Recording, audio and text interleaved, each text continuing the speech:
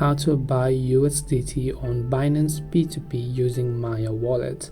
Hey everyone, welcome back to the channel. In this video we're going to learn how we can buy USDT on Binance P2P using the Maya wallet, so make sure to watch the video till the end. Now if you want to buy USDT on Binance P2P using Maya wallet, it's very simple.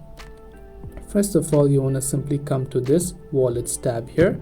Then simply you will see this kind of interface where you can just try to go to funding or anything like that.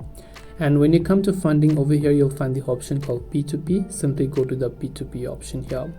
Now since we're trying to buy USDT, you can simply select USDT from here. And since we are trying to buy with using our Maya wallet, what we have to do is under this payment method, we will simply select Maya wallet. So if you have got payment method over there, you can select from Express to P2P as well. So make sure to change from Express to P2P as well over here.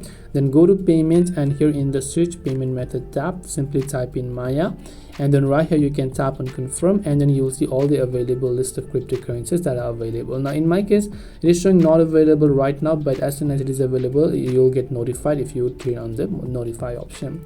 So this way you can buy USDT on Binance P2P using Maya wallet. Hope this video was helpful.